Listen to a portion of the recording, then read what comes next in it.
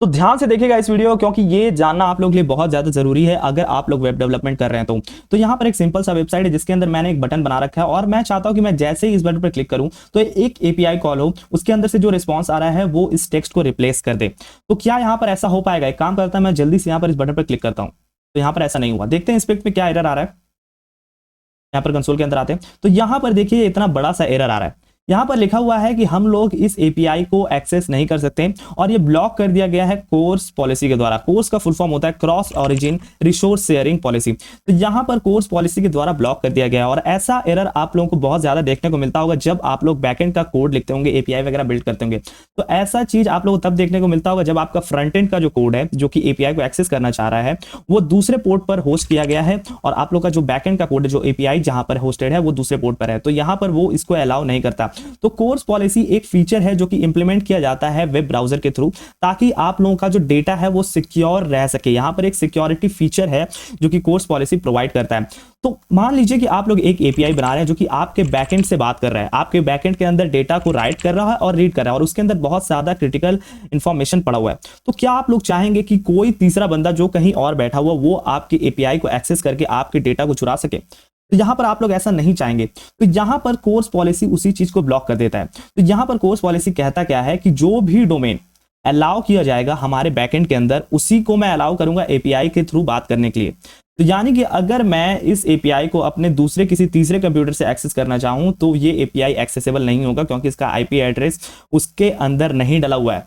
तो यही चीज यहां पर कोर्स पॉलिसी होता है। तो यहां पर इस प्रॉब्लम को सॉल्व करने का क्या तरीका है? यहां पर हम लोग सिर्फ यही चाहते हैं कि हम लोग का जो फ्रंट एंड है जो कि हमारा वेबसाइट है वही सिर्फ इस एपीआई को एक्सेस कर सके। तो हम लोग को इसको अलाउ करवाना पड़ेगा, जो कि यहां पर हमारा जो आईपी एड्रेस है और यहाँ पर पोर्ट के साथ इसको हम लोग को अलाउ करवाना पड़ेगा अपने बैकएंड के कोड के अंदर। तो यहाँ पर इसको हम लोग कैसे अलाउ करवाएंगे? तो यहाँ पर मैं आता हूँ, आप लोगों को दिखाता हूँ कि यहाँ पर कोड क्या है। तो यहाँ पर देखिए एक एपीआई बना हुआ है जो कि /read है और यहाँ पर 8000 पोर्ट पर वो होस्टेड है और यहाँ पर ये वैल्यू भेज रहा है CS बिल्डिंग इमेजिनेशन और index.html के अंदर पूरा कोड है, एक पैराग्राफ है और एक बटन है। और यहाँ पर जैसे ही चेंज बटन पर क्लिक हो तो मैं उस टेक्स्ट को चेंज करना चाहता हूँ, तो मैं यहाँ पर उस एपीआई को एक्सेस कर रहा हूँ और उसके अंदर से जो वैल्यू आ रहा है उसको मैं वेरिएबल के अंदर स्टोर कर रहा हूँ और यहाँ पर console.log करवा रहा हूँ ताकि मैं देख सकूँ कि वैल्यू क्या आ रहा है। और यहाँ पर मैं जो मेरा पैराग्राफ है उसके अंदर टेक्स्ट को चेंज कर दे रहा हूँ। तो यहाँ पर अगर मुझे इस कोड को रन करवाना है, मुझे एपीआई को एक्सेस करवाना है, तो यहाँ पर उसका दो तरीका हो सकता है। या तो हम लोग हेडर सेट कर दें और अलाउ करवा दें कि हमारा जो /read वाला जो एंड पॉइंट है वो एक्सेसिबल हो जाए index.html जो भी यहाँ पर इसको रिक्वेस्ट करना चाह रहा है, जो कि हमारा यहाँ पर 127 जो लोकल होस्ट 5500 है वो एक्सेस करना चाह रहा है, तो उसको हम लोग अलाउ करवा दे। तो हम लोग चलिए उसको अलाउ करवाते हैं, Ctrl+V करते हैं। तो यहाँ पर देखिए request dot set header allow cross access control allow origin और यहाँ पर हम लोगों ने अपने लोकल होस्ट 5500 को अलाउ कर दिया। अब इसको मैं जैसे ही सेव करूंगा तो यहाँ पर देखिए कुछ चेंजेस हो गया, नोड बॉन्स के थ्रू चल रहा है ये। और यहाँ पर अब मैं इसको रिफ्रेश करूँ और यहाँ पर इसको मैं चेंज पर क्लिक करूँ तो देखिए यहाँ पर ये टेक्स्ट चेंज हो जाएगा। तो यहाँ पर देखिए CS बिल्डिंग इमेजिनेशन दिखा दिया और यहाँ पर console.log के अंदर भी ये हो रहा है। तो आप लोगों को क्या करना पड़ेगा, ये आप लोगों को हेडर के अंदर सेट करना होगा जिस रिक्वेस्ट के अंदर आप लोग चाहते हैं। और दूसरा तरीका यहाँ पर ये है कि आप लोग यहाँ पर कोर्स को इंस्टॉल करें और इंस्टॉल करने के बाद आप लोग किसी पर्टिकुलर डोमेन को या फिर आईपी एड्रेस को एक्सेस दे दें।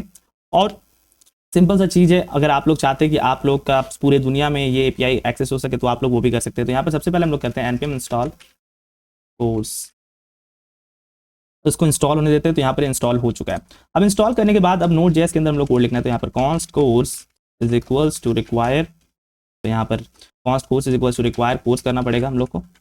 और यहाँ पर कोर्स को हम लोग लेकर के आ चुके हैं। अब लेकर के आने के बाद हम लोग को बताना पड़ेगा कि हमारा जो ऐप है वो किस कोर्स को मतलब कि किस ऑरिजिन को यूज कर सकता है। तो यहाँ पर कोर्स, अब इसके अंदर हम लोग बताएंगे हमारा ऑरिजिन जो कि एक्सेस कर सकता है इस एपीआई को तो वो कौन सा होने वाला है। तो यहाँ पर इसको हम लोग यहाँ से कॉपी कर लेते हैं और यहाँ पर पेस्ट कर देते हैं। तो यहाँ पर हम लोग कुछ इस तरह से बता सकते हैं कि हमारा जो, अब मैं इसको हटा भी दूँ यहाँ से, अगर मान लीजिए मैं इसको कमेंट आउट कर दूँ और इसको सेव करूँ तब भी ये क्या कर पाएगा कि एक्सेस कर पाएगा। इसको मैं एक बार रिलोड करता हूँ, यहाँ पर चेंज करता हूँ।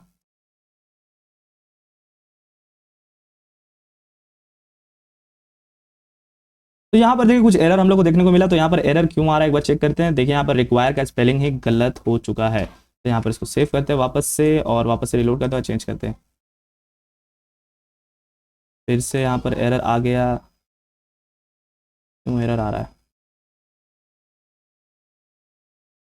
तो यहाँ पर देखिए मैंने यहाँ पर ऐप को इनिशियलाइज करने से पहले यहाँ पर app.use का इस्तेमाल कर लिया है, तो इसको हटाते हैं और यहाँ पर पेस्ट करते हैं, इसको सेव करते हैं वापस से। अब एरर नहीं आएगा, यहाँ पर चेंज करते हैं तो यहाँ पर देखिए ये अब काम कर चुका है। तो आप लोग इस तरह से चेंज कर सकते हैं। और अगर आप लोग चाहते हैं कि आप लोग सारे आईपीज को, सारे डोमेन्स को अलाउ कर दें, तो यहाँ पर आप लोग स्टार लिख दीजिए और यहाँ पर ये कहीं से भी एक्सेसिबल हो जाएगा। मैं इसको यहाँ पर इसको रिलोड करूँ, यहाँ पर बाय द वे 3000 नहीं है, ये 8000 है। एंटर करते हैं तो यहाँ पर देखिए कैन नॉट गेट दिखा रहा है। क्यों दिखा रहा है? क्योंकि हमारा जो एपीआई वो /read पे हम लोगों को कोई रिस्पांस भेजेगा, तो हम लोग इसको /read कर देते हैं।